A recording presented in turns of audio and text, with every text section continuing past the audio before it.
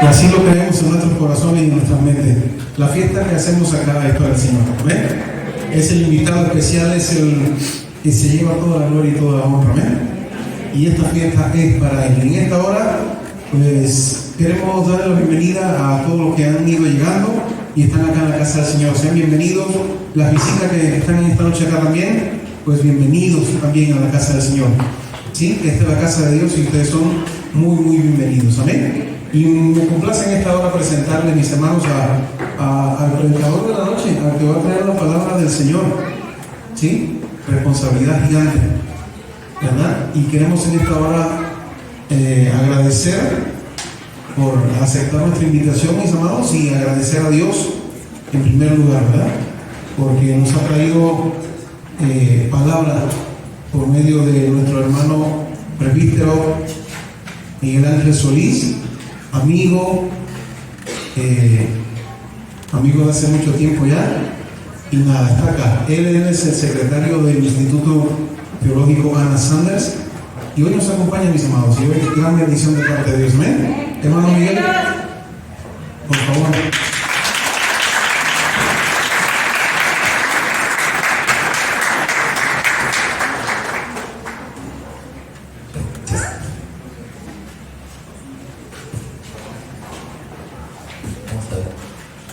Dios les bendiga, amados hermanos. Qué hermoso tiempo de alabanza, de adoración.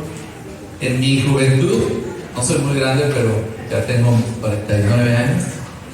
Pero cuando era más jovencito, yo estaba a cargo de las danzas hebreas en mi iglesia. Entonces, cada vez que podemos danzarle al Señor, yo me gozo de alegría, de ver que podemos expresar nuestra alegría y nuestro gozo a través de danzas. Llegará un momento donde ya no nos podamos mover mucho por la edad, pero mientras tanto vamos a darle toda la gloria y toda la honra al Señor. Reciban, hermanos, un saludo de mi esposa. Teníamos ya planeado venir, pero nos surgió allí un compromiso ineludible y les pido que nos disculpen porque teníamos planeado para estar toda la familia aquí. Pero bueno, será en otra ocasión si el Señor nos permite. Agradecemos a los pastores de la iglesia, a Ana Yuri, nuestra hermana Dina, y a todos ustedes que nos permiten estar hoy aquí con ustedes. Y nos da mucho gusto poder estar en este día. Agradecemos la invitación y pues realmente es un tiempo de mucha bendición el poder estar aquí en esta celebración, en este culto de primicias. Y también reciban un saludo de la iglesia La Casa de Fe. Somos muy parecidos en nombre, ¿verdad?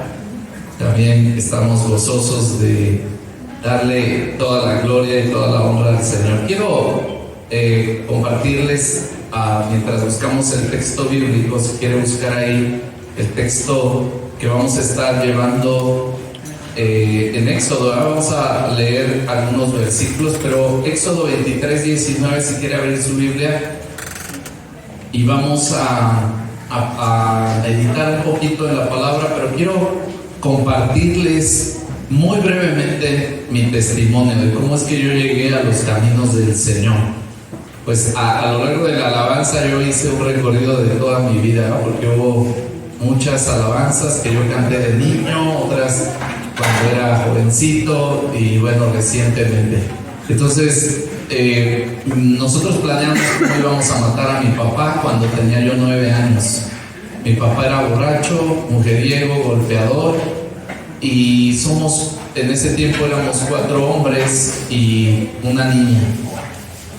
De tal manera que esa semana que lo íbamos a matar, chocó y dijimos, ya Dios nos hizo el favor de llevárselo. Pero no se murió, quedó mal, con una bola en su costado, y pues dijimos, ya se va a morir, y no se moría. En eso fuimos a la iglesia católica, íbamos a hacer la primera comunión, y nos regalaron un Nuevo Testamento que decía, Dios llega al hombre. Y a partir de ese momento estaba muy cerca el Día de los Muertos y nosotros poníamos un altar para los muertos. con fruta. Pensábamos que los muertos venían, y estábamos en esas fechas cuando mi papá en la noche ya siente que se va a morir, y él dice: yo creo que si me muero no voy a ir al cielo, me voy a ir al infierno, porque he tratado mal a mi esposa, he sido mujeriego, he sido borracho. Él llegaba a las 4 de la mañana, 5 de la mañana, después de no haber llegado 3 días a la casa, y venía con sus amigos y quería que mi mamá les diera de comer. Nosotros manteníamos desde los 9 años lavando carros y siendo cerillitos en las tiendas como Walmart o la Obrera, y en esa noche él sintió que se iba a morir, y le dijo: mira Dios, si mi sangre se contaminó, cámbiame y límpiame. Y si yo ya no tengo nada que hacer aquí en la tierra, yo sé que no voy a ir al cielo, pero perdóname. Y si tú puedes cambiar mi vida, sálvame.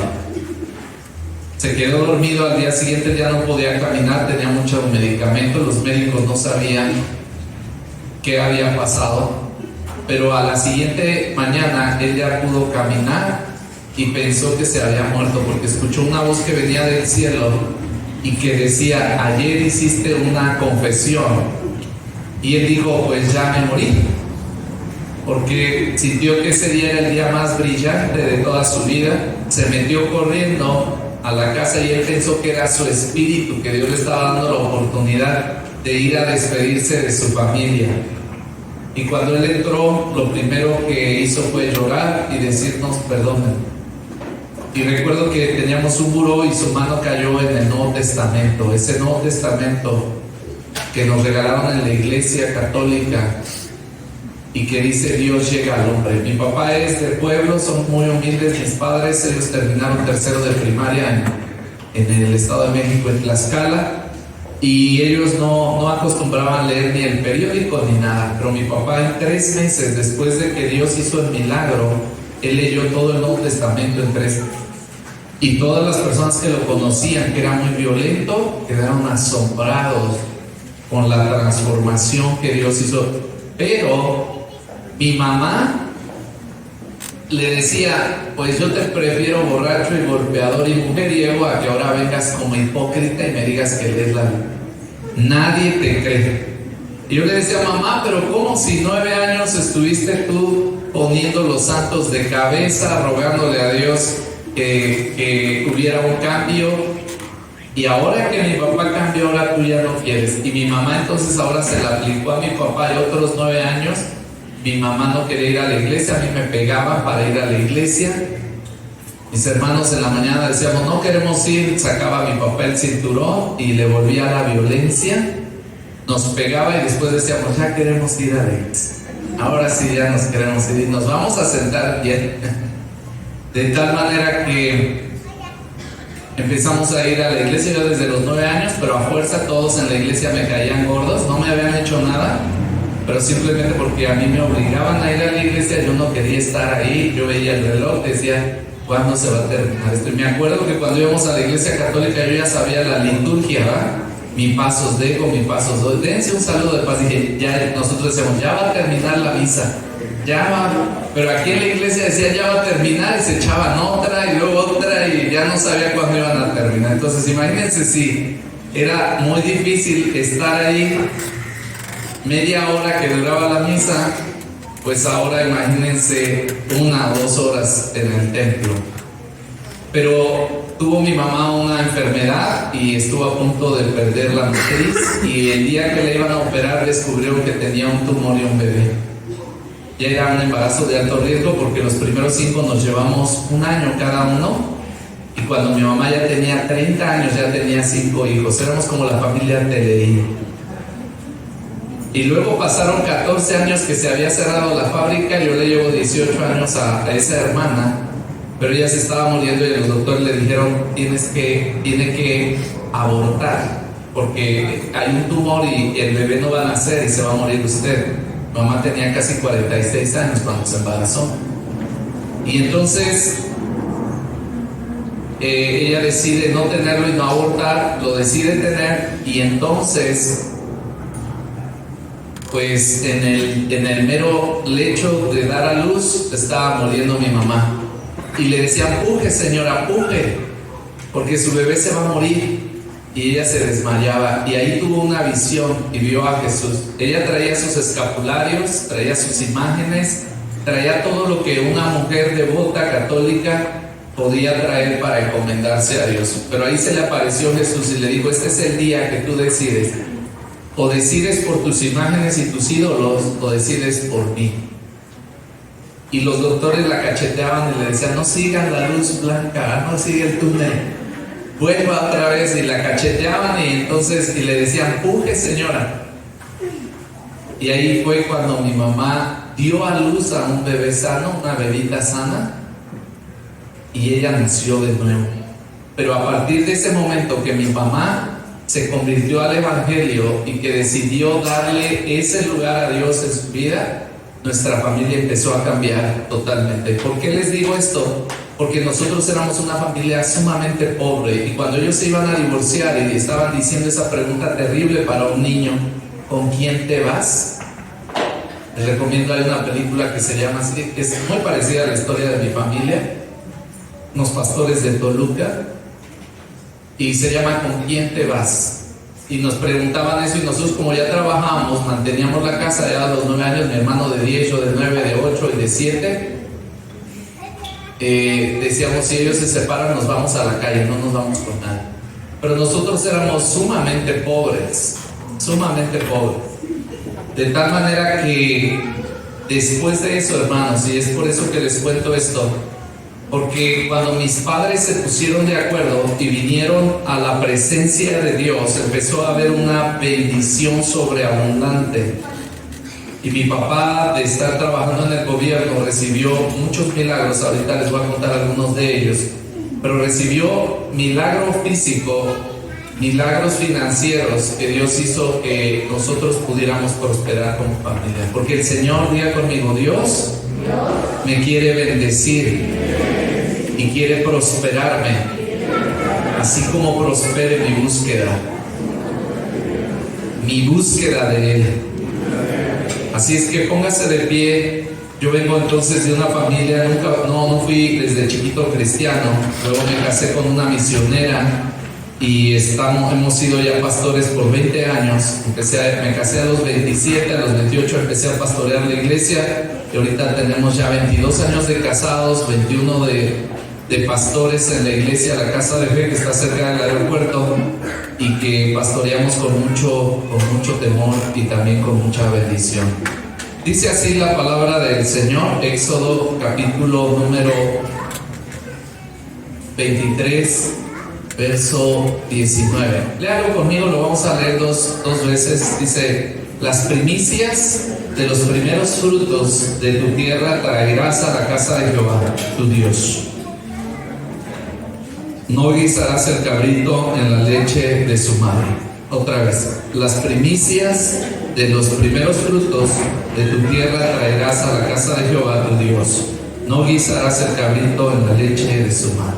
Oremos. Padre, yo te doy gracias por esta hermosa oportunidad que me das de estar en esta hermosa iglesia donde tu presencia es palpable y es genuina. Gracias por el ministerio de alabanza, de adoración que has levantado en esta iglesia, y gracias por esta oportunidad que nos das. Permite que este sermón, Señor, pueda ser en familia, Señor. Bendícenos, Señor, y que clarifiques un poquito lo que tú has puesto, Señor, en tu palabra y en mi corazón para hablar a tu iglesia hermosa. La bendigo, Señor, y te pido que tú la bendigas. Tome la mano a la persona que está a su derecha, a su izquierda, y vamos a orar. Ore por él y dígale, Señor, háblale a mi hermano que está a mi derecha. Si trae alguna preocupación, si trae alguna necesidad, háblale, Señor. Usa este tiempo para que tu presencia se manifieste. Quita toda distracción con tu espíritu, Señor. Ahora le pido que extienda su brazo derecho hacia mí y que ore por mí, ore por la iglesia Casa de Fe, ore por mi esposa, se llama Cara, por mi hijo que se llama Ángel y mi hija que se llama Angélica. Levante su voz, extienda su mano. Padre, aquí estamos. Háblame, Señor, háblanos, Señor. Yo te pido que escuches a tu iglesia, la intercesión de tu iglesia, bendiciendo la familia, la iglesia a la que pastoreamos, Señor. Bendice nuestra salud, nuestra economía. Bendice a mi esposa, Señor, que podamos ser uno. Bendice a mis hijos, Señor, a Angie, a Ángel, la congregación, la casa de fe, que ellos nos envían. No estamos aquí solos, Señor. Ellos nos envían, Señor, con tu bendición. Háblanos en el nombre de Jesús. Amén. Puede tomar su lugar.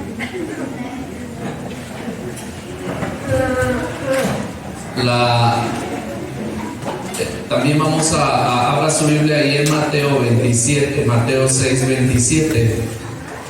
Abra su Biblia y son los dos pasajes que yo quiero utilizar como base para este sermón. El sermón del monte, ahí el Señor Jesucristo en el Nuevo Testamento, Él también nos habla acerca del manejo del dinero y del manejo de las finanzas, que representan algo muy espiritual. Y fíjense ustedes que en la Biblia se habla más del uso y del abuso del dinero más que del cielo o del infierno. Entonces el asunto del dinero y el asunto de los bienes materiales es importante para Dios. Y dice así, vamos a leer desde el 25, dice: por tanto os digo, no se afanen por vuestra vida, que han de comer o que han de beber, y por su cuerpo que han de vestir. ¿No es la vida más que el alimento y el cuerpo más que el vestido? Miren las aves del cielo, que no siembran ni ciegan. Estoy en Mateo 6:26. Ni recogen en graneros, y vuestro Padre Celestial las alimenta. ¿No valéis mucho más que ellas? Usted con su hermana, su hermano, dígale: ¿no vales tú más que un ave? Dígale: sí. Dice: ¿y quién de ustedes podrá, por mucho que se afane, añadir a su estatura un codo? O por el vestido, ¿por qué se afanan? Consideran los lirios del campo, cómo crecen, no trabajan ni hilan. Pero les digo que ni aun Salomón con toda su gloria se vistió así como uno de ellos.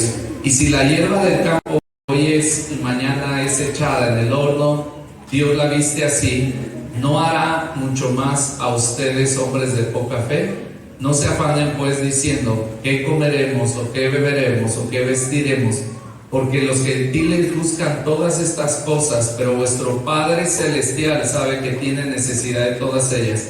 Léalo conmigo ese versículo fuerte: mas buscar primeramente el reino de Dios y su justicia, y todas estas cosas os serán añadidas. Así que no se afanen por el día de mañana, porque el día de mañana traerá su afán. Basta cada día su propio mal.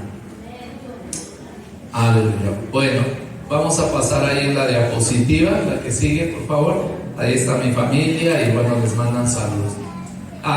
Fíjense ustedes que la celebración de las primicias, nosotros en muchas ocasiones la asociamos solamente al producto de la tierra y al dinero, pero realmente las primicias tienen que ver con todo, por lo menos en tres rubros.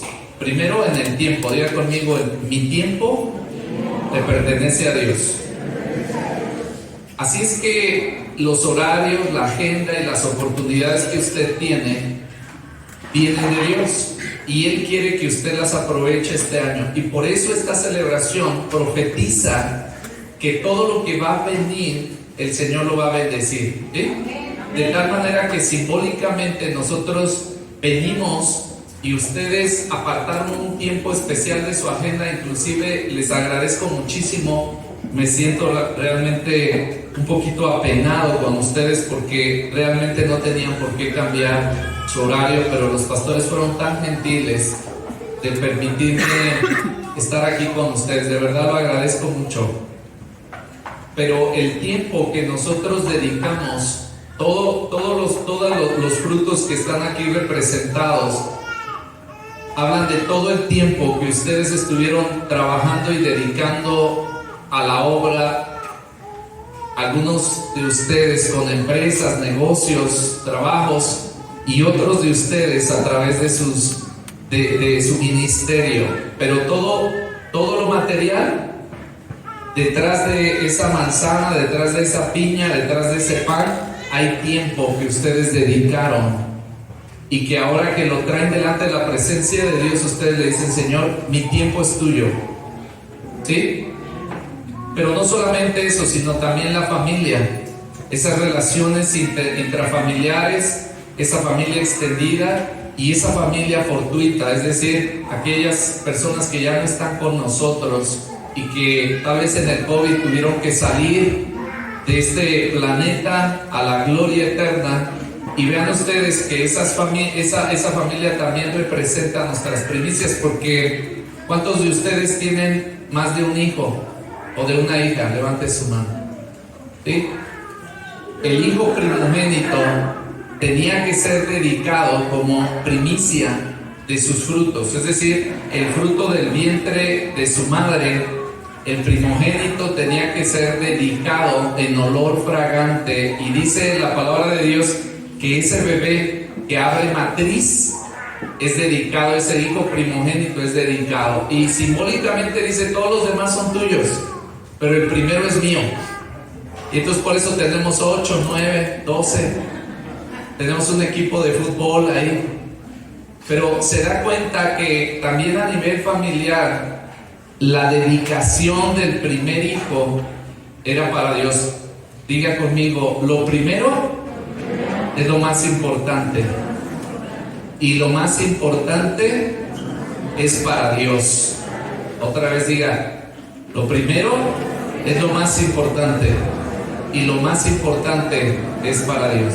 Es decir, que en esta celebración de las primicias, nosotros estamos celebrando que el primer día de la semana, que es el domingo, le pertenece a Él, que el primer fruto de nuestro vientre le pertenece a Él, que los primeros segundos de mi mente cuando me levanto son para Él.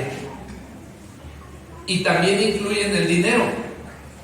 El dinero representa los bienes materiales, y la primicia es lo que el Señor nos da. Yo recuerdo que mi primer sueldo íntegro, yo nunca había leído la Biblia, pero algo había en mi corazón de gratitud, que yo dije: mi primer sueldo, muchos dicen: mi primer sueldo va a ser para mi mamá, mi primer sueldo va a ser para que ahora sí me compre esos tenis, ese piano, esa batería, pero yo recuerdo que dije: mi primer sueldo íntegro va a ser para Dios. Y todo el trabajo que hice cuando yo soy ingeniero civil de profesión, gradué de la UNAM, y cuando yo tuve mi primer cheque, así como lo recibí íntegro, fui y lo puse en el altar. Y dije: Señor, esto es tuyo. Mi papá le costó más trabajo entender los diezmos, las ofrendas, pero a mí ya no, porque yo soy ya una generación que tiene más temor del Señor y que he visto la bendición de Dios tremendamente. Entonces, esas misiones, cuando nosotros apoyamos, ese ahorro que tenemos en el banco, todos esos fondos, cuando nosotros dedicamos ese primer fruto a Dios en nuestros bienes materiales, entonces Él es dueño. Diga conmigo: Dios es dueño de todo, incluyendo de mi cartera, incluyendo mi tarjeta de crédito, incluyendo mi guardadito, ¿verdad? Todo es de Él. Y cuando nosotros le damos las primicias, lo que estamos diciendo es que todo es de Dios. Pero también el servicio. Cuando Dios nos salvó, ahora nosotros le damos servicio a Él. Ustedes vinieron, algunos pusieron las sillas, otros nos recibieron, otros estuvieron acomodando los carros, en la alabanza, en la comida, en la cocina, arreglando las luces, etcétera. Todo el servicio que nosotros hacemos para esta celebración tiene la dedicación profética de que queremos que todos los servicios de aquí en adelante, en este año por lo menos, puedan ser dedicados a Dios. El talento, los oficios, la profesión, el ministerio, los dones, la salvación que tenemos. Y en quinto y último lugar, el cuerpo. Diga conmigo: mi cuerpo es el templo del Espíritu Santo. Y algunos tenemos unos templos muy grandes, ¿verdad? Otros tenemos unos templos muy delgaditos, otros más bajitos, otros más larguitos. pero realmente ni nuestro cuerpo nos pertenece a nosotros. Entonces, el templo, la salud, el ejercicio, el descanso y la limpieza física hablan de todo lo que nosotros cuidamos. Entonces, había una celebración en Israel que simbolizaba la dedicación de todo nuestro ser. Y a esa fiesta se le llamaba la fiesta de las primicias. Diga conmigo, mi primer tiempo es de Dios, mi familia es de Dios, el dinero es de Dios, mi servicio es de Dios, mi cuerpo es de Dios. Entonces a esto se le llama mayordomía integral. Todo mi ser, no solo el dinero, todo mi ser le pertenece a Dios. Y hoy estamos celebrando esa dedicación de que a través de la simbología de lo que nosotros traemos y presentamos delante del templo, no venimos con manos vacías, aunque no hayamos traído dinero, aunque no hayamos traído fruta, porque traemos nuestro corazón, traemos nuestro cuerpo, traemos nuestras vidas, traemos nuestro servicio, traemos a nuestra familia, traemos muchas cosas a la casa de Dios. ¿Se da cuenta? Que somos ricos. Somos ricos. A veces sentimos que somos pobres y no tenemos nada, pero tenemos una gran familia. Y cuando la traemos aquí a la iglesia y la rendimos al Señor, tenemos un gran servicio como familia. ¿Se da cuenta? La que sigue, por favor. Hay un libro de donde yo saqué parte de esta información, se lo recomiendo mucho. Espero que un día también los pastores puedan, yo mandé el PowerPoint, mandé todo esto, así es que van a tener ahí la bibliografía. Se llama Cómo manejar su dinero de Larry Burke. Y él escribe un libro muy fascinante en relación a la forma bíblica de administrar sus recursos financieros. Él comenta que Dios usa el dinero para desarrollar las vidas, pero Satanás también lo usa para estorbar. Diga conmigo, el dinero, Dios lo usa para bendecir, pero también Satanás lo usa para estorbar mi comunión con Dios. Los cristianos entonces debemos de aprender a reconocer el peligro de los enredos del dinero y de la esclavitud financiera. Este libro define la esclavitud financiera como la preocupación mental. Diga conmigo, preocupación mental. Esa preocupación mental que es producto del dinero, de los bienes materiales, provocan afanes y ansiedades que no glorifican a Dios. La que destruye familias por violar los principios financieros de la Escritura. Esa preocupación mental, ya sea de tener mucho o de tener poco, nos lleva a que nuestras familias sean destruidas, que las iglesias no prosperen, que las naciones se peleen. ¿A qué sigue, por favor? Entonces, la esclavitud mental puede ser por falta de dinero, la angustia es decir, ¿cómo gano más? ¿Sí? O puede ser la abundancia del dinero y es ¿cómo puedo mantener ese dinero y no perderlo? ¿Cómo no puedo perder ese dinero? ¿Qué tengo que hacer para no perderlo? La clave está en la palabra de Dios que nos enseña. Diga conmigo, actitud. Ahora dice que el primero de todos los males, ¿cuál es? Es el amor al dinero. Diga conmigo, no es el dinero, es el amor al dinero. Es decir, el problema no es el dinero, sino es la actitud que nosotros tenemos frente al dinero.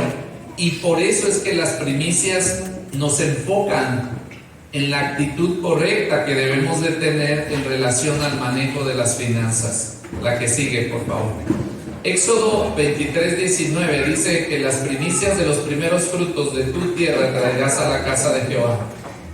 Cuando el pueblo de Israel era una sola persona, Dios le dio la promesa a Abraham que le iba a dar una tierra donde fluye leche y miel. Pero los esclavos de Israel tenían que conquistar esa tierra, y entonces los primeros frutos que cosecharon del otro lado del desierto, y esa generación que no pudo sembrar por 40 años en el desierto, vio su primer cosecha, y establecieron una celebración que se llama la celebración o la fiesta de las primicias. La palabra para primicias en hebreo es reshit. Diga conmigo reshit. Y primicias es lo primero. Y por eso es que yo algo que quiero enseñarles, si nada más usted aprende esto, es muy bien, está muy bien. Diga conmigo, lo primero es lo más importante. Y lo más importante es para Dios. Entonces, esta celebración nos quiere decir que lo primero es lo más importante. Por eso es que cuando se trata del cuerpo, la virginidad es importante. Porque esa dedicación que nosotros tenemos, la primer relación sexual que usted va a tener con su esposo tiene que ser en el marco santo del matrimonio. Como su primer diezmo tiene que ser en el lugar donde usted recibe el alimento, donde usted recibe la instrucción, donde usted está comprometido. ¿Cómo se sentiría usted que su esposo llegara con la vecina y le diera la mitad de su sueldo? Le diera un beso y le dijera, gástelo bien. Pues usted estaría un poco triste, ¿verdad? Así pasa cuando nosotros llevamos nuestros diezmos a otro lugar que no es la casa de Dios. Cuando llevamos nuestras ofrendas y pactamos en la tele por alguien que ni nos conoce, y entonces hacemos un pacto y damos promesas, pero en la casa de Dios, nuestra casa está necesitada de esas provisiones. Entonces, Proverbios 11:25, si quiere ir a su Biblia, abra la palabra de Dios en Proverbios 11:25, y ahí la palabra de Dios nos enseña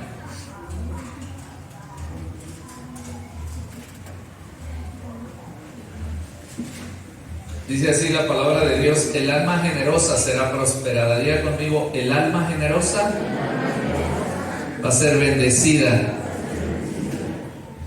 Y dice, y el que se saciare, él también será saciado.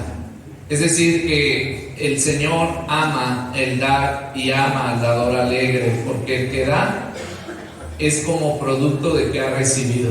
El que no da, no reconoce que ha recibido. Y nosotros le damos a Dios. Entonces, se da cuenta que esta fiesta de las primicias alude a otra fiesta en el Nuevo Testamento, que es una fiesta de celebración, y es el día del Pentecostés.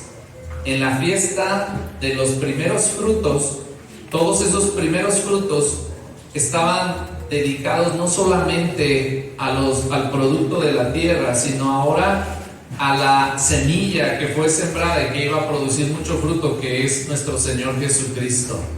Entonces, en el Antiguo Testamento nosotros tenemos las fiestas de las primicias, pero en el Nuevo Testamento nosotros tenemos la fiesta de las almas, que es el Pentecostés. ¿Sí? Porque en esos primeros frutos de la aflicción de nuestro Señor, el Señor se bendijo, el Señor hizo la obra. La que sigue, por favor. Repita conmigo esta frase, diga: la actitud hacia el dinero es más importante que su uso. Tengo que cuidar de los excesos o de los extremos. Entonces, vea usted que uno puede decir, es que lo difícil es ser pobre, y el rico dice, no, lo difícil es ser rico. Pero la realidad es que la palabra de Dios nos dice que los dos extremos son peligrosos. Diga conmigo, me tengo que cuidar de las deudas y de los excesos para poder reflejar a Cristo en mi mayordomía. La que sigue. Entonces vamos a ver algunas actitudes con respecto al dinero. Por eso es que es muy hermoso que ustedes estén celebrando esta fiesta de las primicias, porque nos hace recordar que nosotros venimos con una actitud de rendición a Dios y de reconocer que de Él es todo, y que lo primero en mi vida es lo más importante, y lo más importante siempre es para Dios. Lo primero que quiero decirles es que hay un peligro ante la abundancia o ante la pobreza. ¿Cuántos de ustedes trajeron algo para esta celebración? Levante su mano. Fíjense que nosotros nos ofenderíamos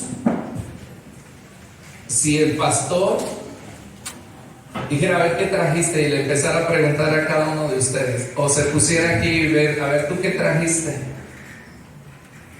Pero ¿se acuerdan ustedes que Jesús un día se puso exactamente en el lugar de las ofrendas y empezó a ver y dijo, esta mujer dio más que todos? Y entonces todos sorprendidos voltearon a ver y dijeron, ¿cuál?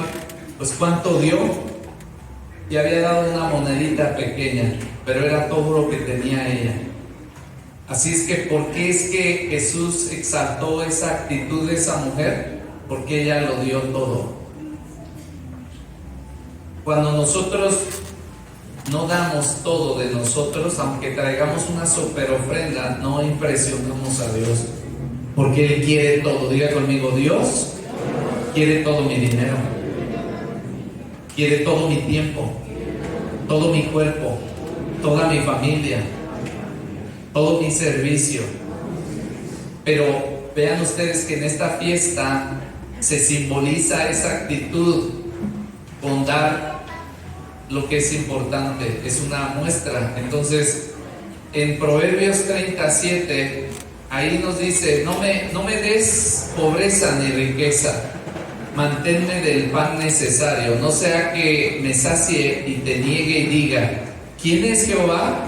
O que siendo pobre hurte y blasfeme el nombre de Dios. Vean ustedes que hay dos cosas antes de morir. Nosotros tenemos que aprender a depender de Dios. Diga conmigo, los bienes materiales son para aprender a depender de Dios en la tierra. Porque Dios nos podría mantener con maná, como en el desierto, pero Él quiere que nosotros aprendamos no a depender del trabajo, no a depender de mis ofrendas, sino a depender de Dios. ¿De quién tengo que depender? De Dios. El mal entonces de los extremos opuestos de la vida social es que de diferentes maneras llevan al hombre a un falso estándar de deber. Por ejemplo, algunos piensan que es bienaventurado el pobre en dinero, pero lo que dice la palabra en las bienaventuranzas en Mateo es el pobre en espíritu. Es decir, la palabra para pobreza en hebreo es resh, y es una palabra que significa robar, que puede ser blasfemar, la piratería, robar los servicios, los impuestos, las mordidas. Dios dice dar al César lo que es del César y a Dios lo que es de Dios. Pero vea usted que a veces nosotros traemos nuestras ofrendas a la iglesia, pero nos robamos la luz. Damos puntualmente nuestros diezmos, nuestras ofrendas, pero no pagamos la verificación del carro. Y se da cuenta que nosotros somos muy hábiles como para querer que Dios nos bendiga, porque queremos impresionar a Dios con cosas muy obvias, pero las que no lo son, nos clavamos el dinero, el cambio, ¿eh? Cuando el niño va a la tienda y le dice, ¿y el cambio? Ay, mamá, es que se me antojó un dulce. Pues ya nos clavamos el cambio. Y eso nos pasa a veces cuando la gente nos da de más. Ay, decimos, ya Dios ya me bendijo, pues ahora lo voy a llevar a la iglesia para la fiesta de las primicias, para el culto de las primicias, voy a traer del dinero. Y hay quienes se roban el dinero y trabajan para robar, y vienen con los pastores y les dicen, bendiga mi trabajo para que esta semana robe mucho y voy a traer una buena ofrenda de primicias. ¿Qué cree usted que diría Dios si hacemos eso? Pero nosotros nos escandalizaríamos de eso, pero muchas veces nosotros hacemos eso cuando tomamos de los diezmos y los utilizamos para otra cosa, cuando tomamos de las ofrendas, porque no se trata nada más de venir a un culto de primicias y dar las primicias y todo el año olvidarnos, porque ya Dios nos va a bendecir. No, Dios lo que quiere es que entendamos que Él quiere utilizar, y sabe, si tú eres buen administrador y no te vas a alejar de Dios, te va a dar mucho y eres generoso. Pero si tú eres una persona que te vas a volver soberbia, Dios te va a mantener con lo necesario, ¿sí? Porque ¿cuál es el objetivo de tener? No es tener para valer y valer para ser aceptado y trabajar más para tener más y valer más y ser más aceptado, ¿no? Nosotros queremos tener para bendecir, queremos ser bendecidos para bendecir a otros. Queremos que Dios nos dé en abundancia y nos prospere para bendecir a los demás, pero no para presumir, no para decir que nosotros sí tenemos y los demás no. La que sigue. También Proverbios 37:9 dice: no me des pobreza ni riqueza, entonces manténme bien para que no blasfeme contra mi Dios. Ahora, nosotros podemos decir que es más difícil, ser fiel en la pobreza o ser fiel en la riqueza. ¿Qué piensa usted? A ver, levante la mano los que piensen que ser fiel en la pobreza es difícil. Y ahora levante la mano los que dicen: no, es que ser fiel en la riqueza es difícil. ¿Y los que no tienen opinión? Bueno, la realidad es que las dos cosas son difíciles, porque el que es pobre dice: yo tengo que depender de Dios, pero el que tiene mucho dice: yo ¿por qué voy a dar tanto? Bueno, la riqueza, la palabra es osher, y es vanidad, es esa autosuficiencia. Y la respuesta está ahí en Mateo, en la oración que conocemos como el Padre Nuestro, porque Él nos dice: danos el pan nuestro ¿de qué? De cada día. Es decir, que tenemos que aprender a tener contentamiento y no conformismo. ¿Qué diferencia habrá entre una persona que es avara y que quiere más y nunca se detiene, y una persona que dice: quiero más para hacer una bendición? Entonces no es tan sencillo saber que alguien que no trabaja y dice: yo estoy esperando que Dios provea, y que es un flojonazo, es un zángano, es una zángana, no quiere trabajar. Y por eso la palabra dice: si no quieres el que no trabaja, que no coma. O sea, quiere decir que nadie puede estar esperanzándose solamente en que Dios le provee y que caiga el pan del cielo. No, tenemos que esforzarnos, pero no tenemos que afanarnos. Entonces, vea conmigo que es un milagro el manejo del dinero, porque a través del manejo, cómo usted maneja su dinero, yo puedo saber qué tan espiritual es usted. Simplemente con que me diga en qué gastó el último mes, en qué se gastó, usted dígame en qué se gastó su aguinaldo, en qué se gastó ese piquito que tuvo de más.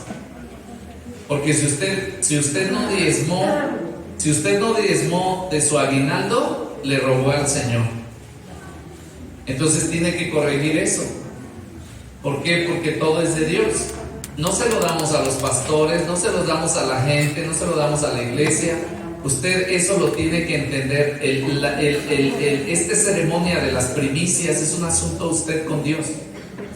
No es un asunto de qué hacen con su dinero, porque ya no es su dinero, es el dinero de Dios. Y Dios le va a pedir cuentas a las personas que administran el dinero.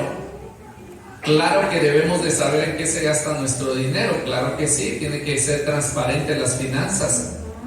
Pero nosotros no somos dueños del dinero que ya depositamos ahí en el altar. Número 1, entonces, diga conmigo: yo tengo que cuidar los extremos.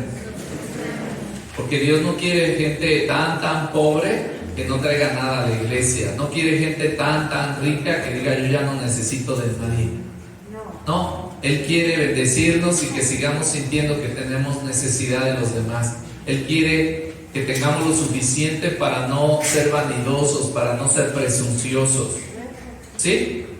Entonces a algunos les tiene que dar más y a algunos no les va a dar más, y mucho menos.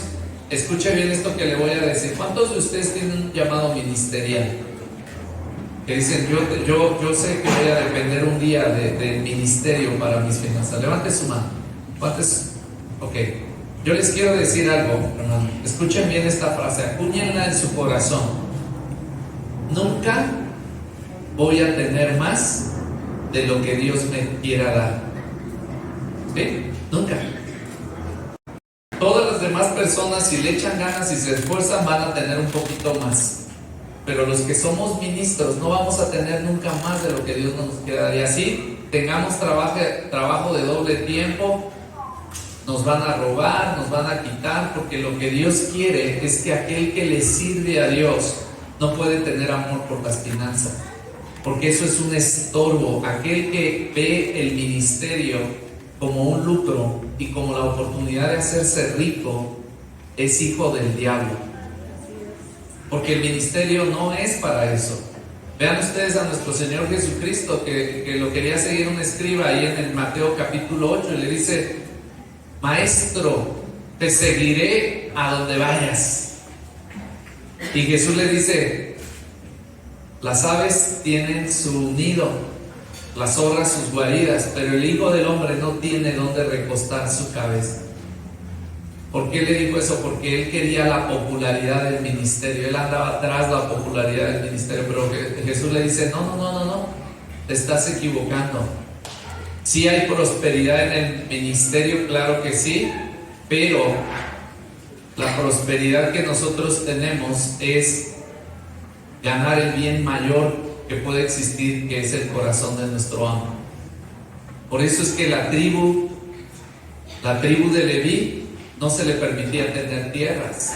Todas las demás tenían que aportar y abonar a esa tribu, porque a ellos no se les permitía tener tierras.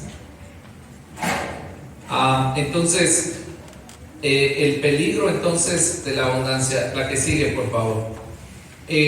Otro peligro al que nos enfrentamos son las deudas. ¿Cómo define usted una deuda? Pregúntele a la persona: ¿qué es una deuda? Pregúntele a la persona que está a su derecha, ¿qué es una deuda? No me recuerdes, estamos aquí en la iglesia. Ya unos dicen: Satanás, te reprendo en el nombre de Jesús. Bueno, ¿qué es una deuda?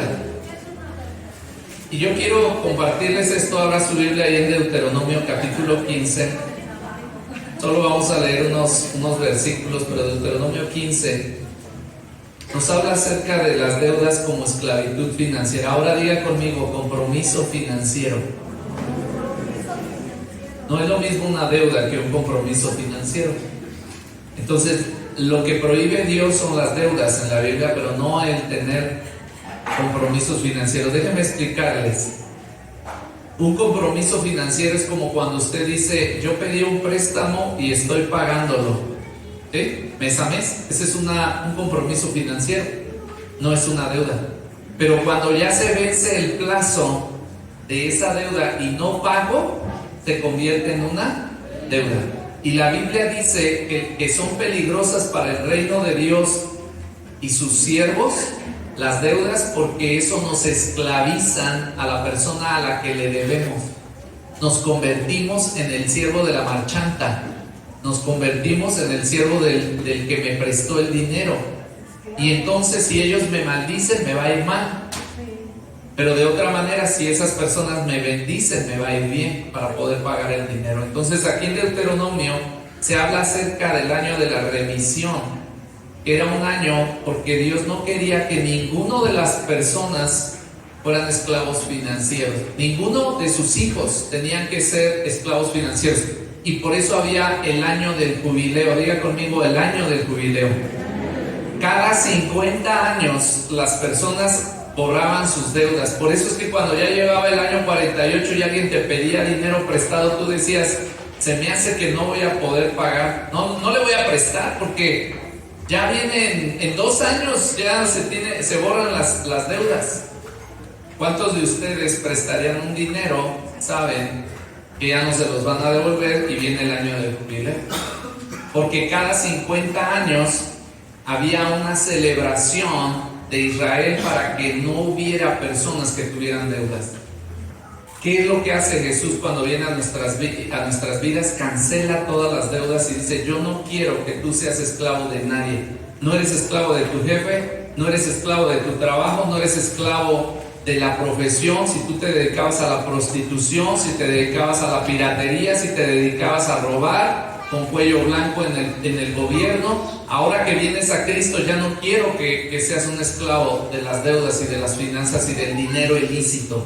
Yo quiero bendecirte para que cuando celebres el año que viene las primicias, tú traigas de lo que yo te he dado. No quiero que traigas de lo que tú has profanado. Es como una prostituta que viniera a la iglesia y le dijera al pastor: Pastor Yuri, esta semana me fue muy bien, me prostituí más días que en lo habitual y traigo el dinero, una parte del dinero de la prostitución. ¿Ustedes qué harían? ¿Aceptarían eso para ofrenda? Pero muchas veces no nos damos cuenta nosotros que para Dios el esfuerzo con el que nosotros ganamos el dinero no glorifica a Dios. Cuando es solo esfuerzo, tiene que haber dependencia de Dios y tiene que haber milagros financieros. Por eso yo les voy a contar unos milagritos que Dios ha hecho en mi vida y en mi familia para ilustrar un poquito. Entonces, una deuda se adquiere cuando una persona se retrasa en sus obligaciones financieras y se vuelve esclavo de la persona a la que le debe.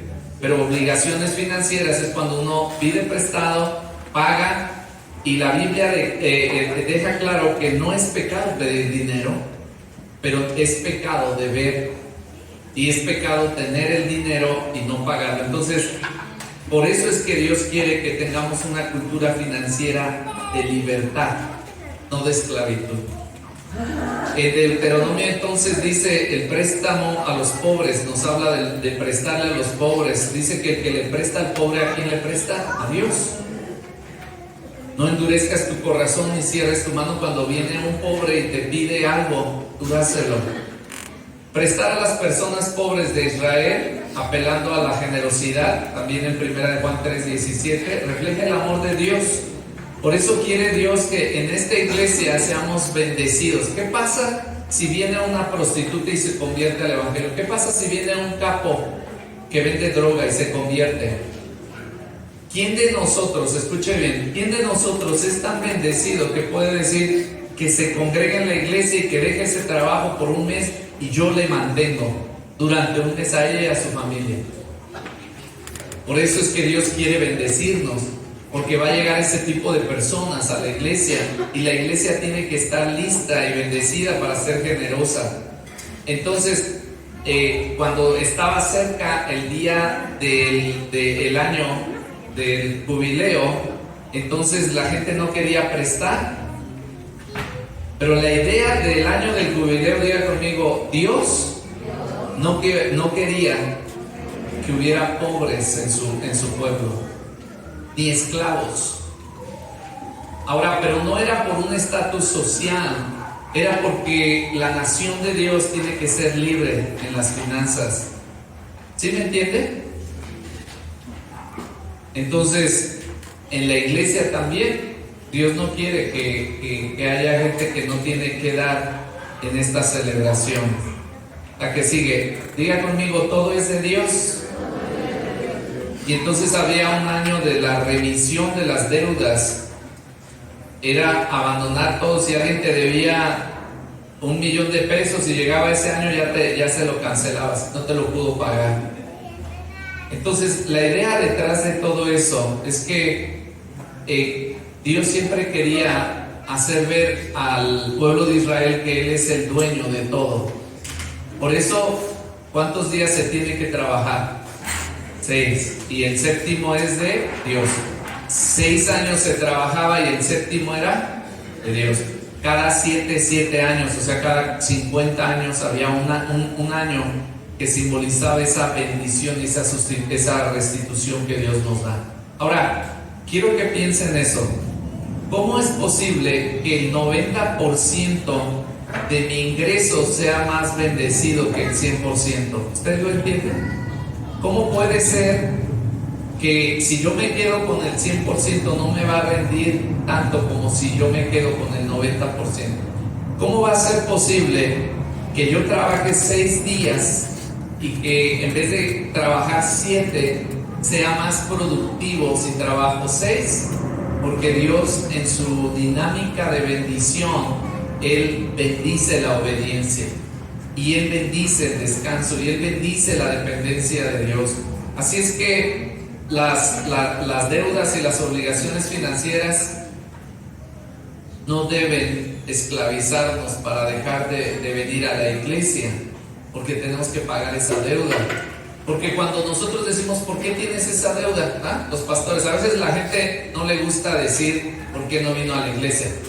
Pero fíjense que algo a mí lo que me hace enojar mucho con algunos hermanos de la iglesia es que les pregunto, hermano, ¿por qué no vino a la iglesia? Me dicen, es que fui a un mandado. Y yo le digo, o sea, mejor dígame que no me quiere decir, pero a mí no me diga que fue un mandado. porque no le está preguntando su vecina, le está preguntando su pastor. Ah, bueno, es que me fui de vacaciones, hermano. ¿Y con qué dinero pagó sus vacaciones? Si veo que usted no es de los que diezman. Ay, pues el pastor, ¿a usted qué le importa si yo pido dinero prestado? Pero luego ese dinero lo va a querer usted pagar. ¿Y sabe cuándo? ¿Cuándo lo va a querer juntar? Los domingos.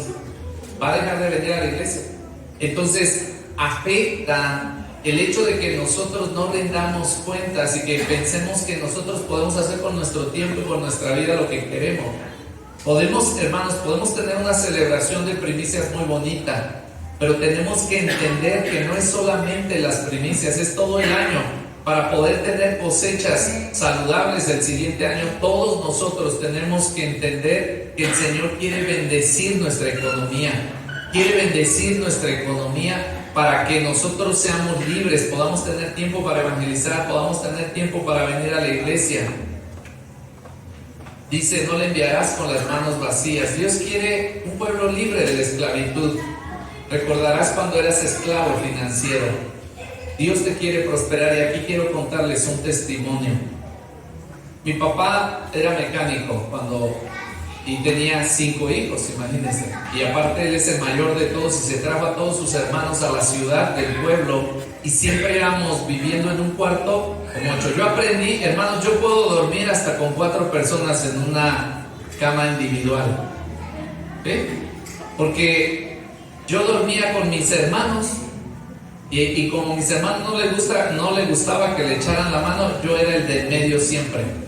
Y él me aventaba la pierna y el otro, el que le olían las patas, le decíamos, tú vente acá de este lado, prefiero tu olor de la boca que tú estés del otro lado, porque mi mamá nos acostaba uno para allá y otro para acá para que así pudiéramos caber los 4 o los 3. Siempre había alguien en la casa, siempre había, y mis papás eran muy generosos para hospedar. Cuando mi papá se convierte al evangelio, llega a la iglesia y en uno de los cultos le hablan acerca de los diezmos. Y pues mi papá dice, ya van a empezar estos a pedir dinero. Y así ya nada más empezaban los diezmos y así como en algunas otras iglesias, yo sé que aquí no pasa, pero cuando ya empiezan a recoger las ofrendas, algunos se empiezan a salir, ya van en la esquina. ¿Qué pasaría si alguno de los diáconos lo alcance? Hermano, se robó los diezmos usted. ¿Qué pasó? ¿Qué? A mí que me esculquen. Es que no dio su diezmo, hermano.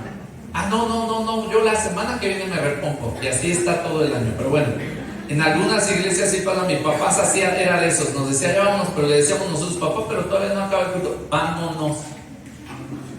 Pero nosotros no queríamos, vámonos. Y recuerdo que mi papá un día, yo lo vi llorar. Porque Dios lo tocó tanto en una reunión como esta, que él hizo un pacto y leyeron ahí Malaquías 3:10, donde dice, toda la nación me han robado. ¿En qué te hemos robado, Señor? En sus diezmos y en sus ofrendas me han robado. Toda la nación. Pero pruébenme ahora en esto. Traigan los diezmos al alfolí y yo abriré la ventana de los cielos y derramaré bendición hasta que sobreabunde.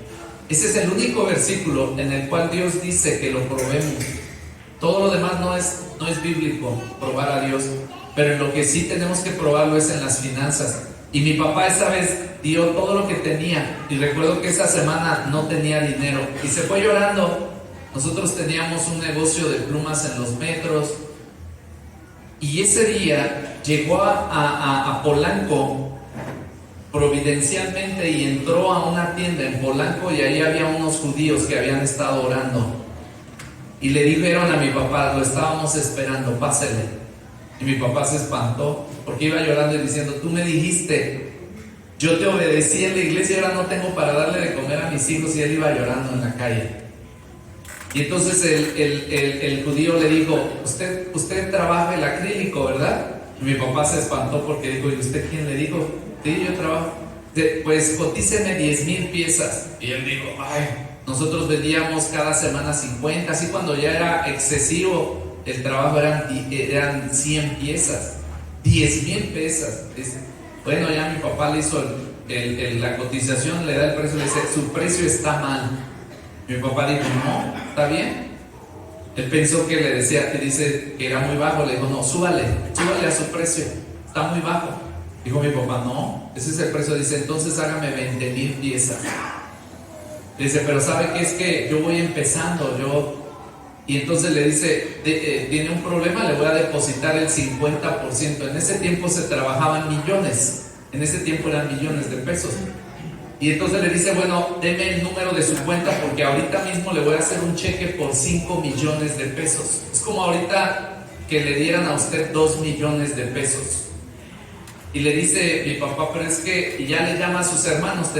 Mi papá tenía poco de haberse convertido al evangelio, le habló a sus hermanos que se había traído del pueblo. Mi papá no sabía nada de cuentas bancarias, nunca había tenido una cuenta propia y nunca había tenido tanto dinero en sus manos. Y cuando les habla a sus hermanos, los hermanos de mi papá le dijeron, tú vas a la iglesia, ¿verdad? Allá tienes a tus hermanitos, pues que tus hermanitos te ayuden, que le cuelgan. Ahí no le quisieron dar la cuenta para depositar el dinero. Mi papá le dijo, ¿sabe qué? Discúlpeme, no tengo cuenta. Me dijo, deme su nombre. Y mi papá, asombrado, le dice, pues es que usted no me conoce, ¿cómo sabe que no lo voy a robar? Y ya le dijo, nosotros somos judíos y nosotros estuvimos pidiéndole a Dios que viniera una persona, que Dios nos mandara una persona, y usted es esa persona y usted no nos va a robar. Y le da el cheque así sin conocerlo, le da el cheque, y a partir de ese momento, hermanos, mi papá compró maquinaria y empezamos una empresa familiar que empezó a Dios a bendecirla de una manera impresionante. Todos mis hermanos que íbamos a ser esos niños de la calle, cada uno de mis hermanos terminamos nuestras carreras universitarias. Porque el Señor no solamente vino y arregló el matrimonio de mi padre y de mi madre, no solamente le quitó el alcoholismo, no solamente lo bendijo en el área de paz y de tranquilidad, sino también tocó sus bolsillos. Y empezamos a ver una abundancia, hermanos, como nunca antes. No es un sensacionalismo que yo les quiero predicar, es lo que yo viví en el ministerio. Así es que ahora que yo ya soy una generación de personas que hemos visto la bendición de Dios, yo no tengo duda. Yo nunca he dudado de diezmar. Yo ya soy una generación, y a mí me gustaría, hermanos, que si usted es la primera generación que vino al evangelio, usted, a partir de este año, usted probara en esto que yo le digo. Y si Dios no le contesta, deje de diezmar. Pero yo le desafío a que usted empiece, no solamente, esta es una celebración hermosa, pero este es el inicio de lo que el Señor quiere hacer, en medio de este tiempo. Así es que esa celebración de las primicias nos recuerdan que nosotros, Dios no quiere a nadie esclavo, quiere prosperar su negocio. Que si usted vende quesadillas en la calle, el Señor le quiere llevar a que tenga varios puestecitos. Si usted es taxista, si usted tiene un negocio, ¿le puedo pedir?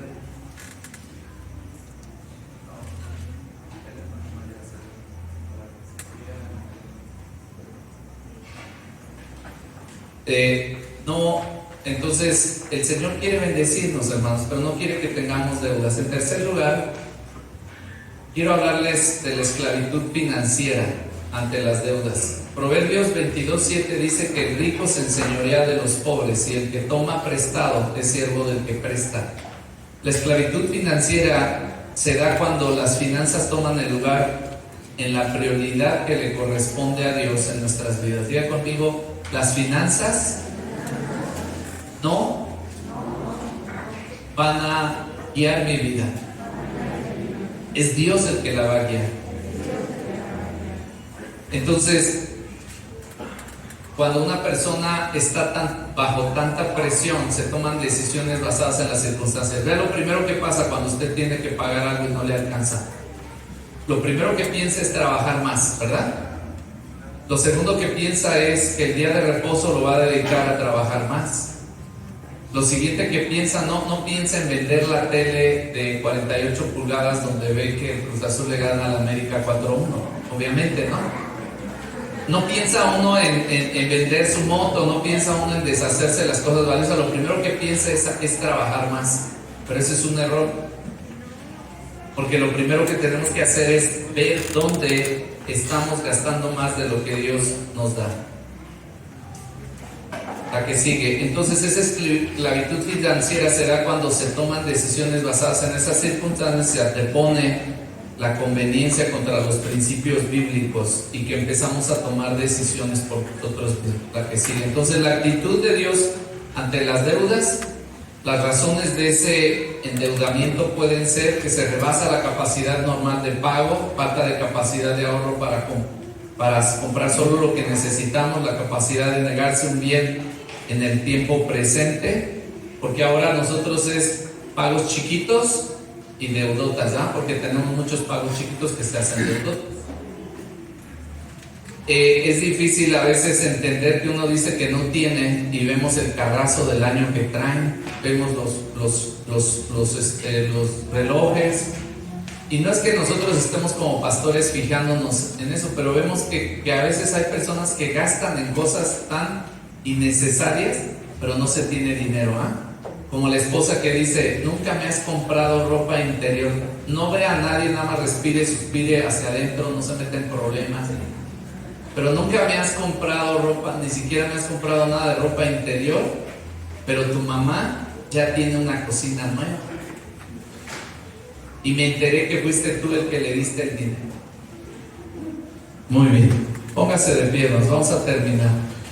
Lo último que quiero decirles es que Lucas 12:15 dice: y les dijo, mirad y guárdense de toda avaricia, porque la vida del hombre no consiste en los bienes o en la abundancia que posee.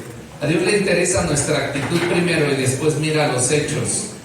El ser es más importante que el hacer. Las deudas en la vida reflejan una actitud ante la vida y ante las cosas materiales. Dios manda a cuidarnos de la avaricia, de la codicia, del fraude, de la extorsión. La que sigue. Proverbios 21:17 dice: hombre necesitado será el que ama el deleite, y el que ama el vino y los ungüentos no se enriquecerá. Dios no está prohibiendo los placeres o el goce de lo que Él nos da. Lo que Él está diciendo, los excesos son caros. Hay que conocer los límites económicos. Entonces el hombre que le falta inteligencia no va a poder administrar correctamente su dinero. Así es que en conclusión, hermanos, yo les he hablado de que las primicias, lo que hoy vamos a hacer es una celebración hermosa, porque estamos celebrando que el Señor nos ha bendecido, pero también el Señor nos advierte, primero, nuestra actitud hacia los bienes materiales. Yo les voy a decir algo que tal vez no sé cómo lo van a tomar, hermanos, pero nosotros no le damos a Dios para que nos dé más.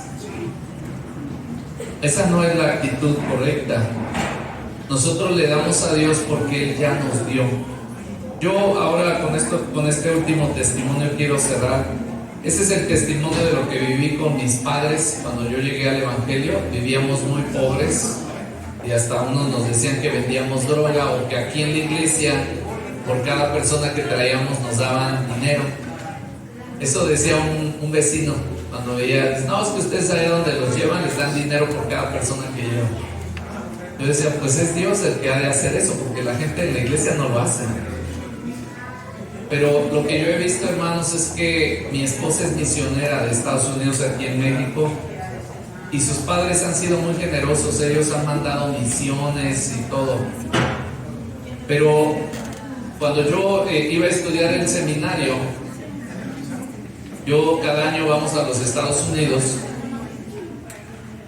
Cada año nosotros vamos a los Estados Unidos y recogemos ofrendas. Y cada vez que yo iba a los Estados Unidos, el Señor me daba para pagar todo el año de mis estudios. Y vean ustedes que la iglesia no estaba de acuerdo que yo estudiara en el seminario. Me decían: pero usted, pastor, usted ya es pastor, ¿para qué va a estudiar? ¿Qué le van a enseñar allá? Yo le decía: es que yo sí soy pastor, pero yo no estudié. Yo necesito estudiar. Y había hermanos que se fueron de la iglesia y dijeron, no, el pastor nada más pierde el tiempo, le gusta perder el tiempo y no atiende a la iglesia, se pasa dando clases, se la pasa allá. Pero sabe, casi de la iglesia no recibí mucho apoyo financiero. Pero quienes han pagado mis estudios desde el bachillerato, luego la licenciatura y ahora la maestría, y espero que el Señor nos dé para el doctorado, ha sido la familia de mi esposa y las finanzas que en los Estados Unidos recaudamos, ¿sí? Entonces cada año el Señor me daba todo lo necesario para todo un año y no estar pagando mensualidades de colegiaturas, porque no tenía dinero. La iglesia era muy pequeña para pagar mis estudios.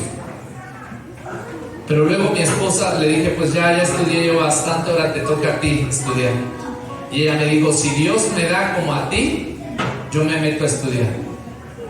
Nada más deja los cargos que tienes, deja de ser presidente de 5 iglesias que teníamos y renuncia al seminario y cuida a mis hijos y yo me voy a estudiar.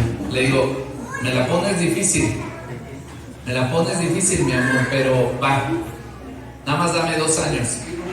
Y ya, en esos 2 años yo dije que no a las responsabilidades ministeriales, me quería cuidar a los niños y le dije, ahora tú te vas.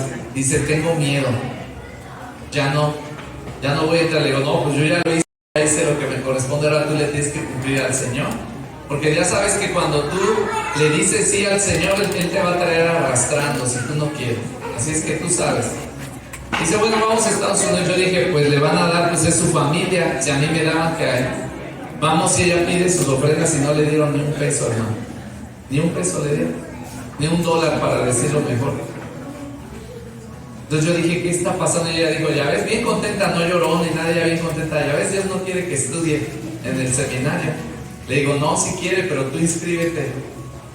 Y ella dice, pero es que no tenemos dinero. Le digo, Dios proveerá.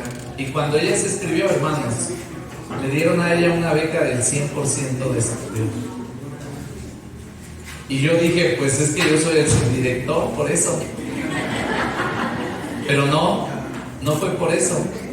Dios les dio la indicación de que esa era la señal que ella necesitaba para eso. Así es que, ¿qué les quiero decir, hermanos? Que compremos sin dinero. Que tenemos nosotros que depender más que de nuestros esfuerzos. Yo quiero elevar su fe en esta hora, porque algunos de ustedes han traído sus ofrendas con mucho gozo y mucha generosidad, y créanme que el Señor va a recompensar su actitud. Hay muchos que debieran estar aquí y no están, y se van a perder esa bendición. Van a llegar como a los que le predicó Noé, ¿verdad? Van a querer tocar la puerta y ya se cerró. Porque así son las bendiciones de Dios. Hay quienes las aprovechan, las arrebatan y siguen adelante. Hoy estamos aquí porque el dueño del oro, de la plata, está aquí. Y hemos venido a traer no solo nuestras ofrendas, sino hemos venido a traer nuestros diezmos. Así es que yo quiero orar en 3 sentidos. Primero, si usted es la primera vez que está aquí y es acompañante, tal vez dice, es que me suena tan como un lavado de coco, ¿eh? Para que demos dinero. No, usted no está en un lugar donde queramos su dinero. Queremos que usted tenga una comunión con Jesús. Y lo primero que yo quiero desafiarles es que usted le entregue su vida a Jesús. Si usted tiene un esposo alcohólico, borracho y mujeriego, pídale al Señor que lo cambie. Y si usted es esa mujer que no le gusta venir a la iglesia, o si usted es un joven, un niño que lo tienen que pegar para venirse a la iglesia, este es el día en el que usted le puede decir al Señor, ya no quiero venir a regañadientes, yo quiero disfrutar estar en la presencia de Dios. El Señor quiere regalarle el regalo más hermoso, que es la vida de Dios. Y cuando usted muera no va a ir al infierno, va a ir al cielo. Y Él quiere cambiar su vida, y hoy está aquí para ser bendecida, para que Dios bendiga su casa. Pero es necesario que usted esté en unión con su esposo. Si ustedes se la pasan peleando todo el tiempo, Dios no los puede bendecir. Si usted se la pasa criticando las decisiones de su esposo, Dios no lo va a bendecir a él. Si usted se pasa juzgando a su esposa, sus oraciones no llegan al cielo. Así es que lo primero que tenemos que hacer es alinear nuestra familia a Él. Traiga a su familia delante del altar. Traiga su tiempo y dígale al Señor: yo te rindo mi año, yo te rindo mi tiempo. Este es el año donde Dios quiere que usted le sirva. Véngase con gozo a la iglesia, porque ¿sabe qué es lo que tiene, lo que usted va a ganar de venir a la iglesia? Va a ganar el corazón de su amo. El bien mayor que usted tiene no es el dinero que posee, es que usted posee el corazón del dueño del oro, de la plata. Es el corazón de Dios. Y todos ustedes que trajeron simbólicamente algo para darlo a Dios, el Señor se los va a retribuir, porque ustedes están agradecidos con su Señor.